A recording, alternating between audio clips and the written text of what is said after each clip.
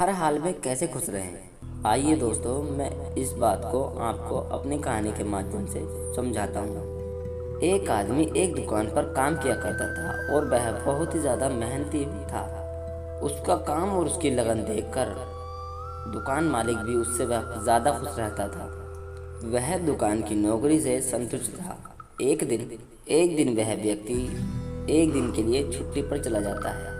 सेठ इस बात को सोचता है कि आज से पहले तो ऐसा कुछ नहीं हुआ, तो फिर आज इसने छुट्टी क्यों ली?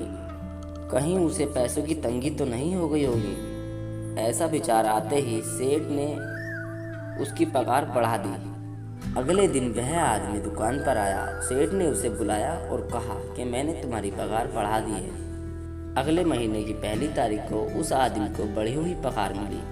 उस व्यक्ति ने पगार तो ली, लेकिन उसने उस व्यक्ति पर कोई प्रतिक्रिया नहीं दी।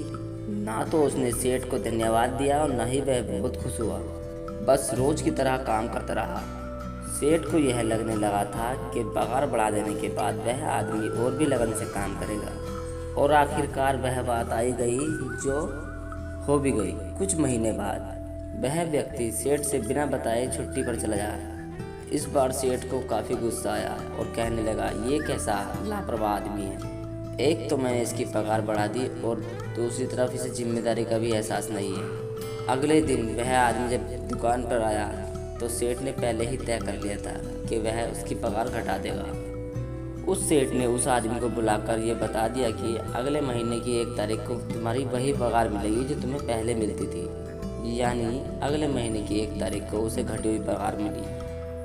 फिर भी उस आदमी ने पगार लेते हुए ना तो वह ज़्यादा खुश हुआ और ना ही ज़्यादा अचंभित हुआ और ना ही ज़्यादा हंसा और ना ही कोई प्रतिक्रिया दिखाई अपने सेठ के प्रति। बस अपने काम में लगा रहा। यह देख सेठ काफ़ी ज़्यादा हैरान हो गया।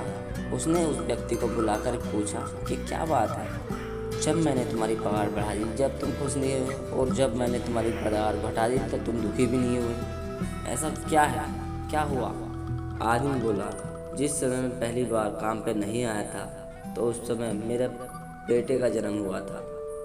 उस समय जो तुमने मेरा मेहनताना बढ़ाया था और जो अतिरिक्त पैसा था, उससे मैंने सोचा कि ये तो बच्चे के हिस्से का है। इसलिए जब मैं खुश नहीं हुआ, जब मैं दूसरी बार काम पे नहीं आया, उस समय मेरी माँ का देहांत हो गया था और उसी समय तुमने मेरी पगार घटा दी।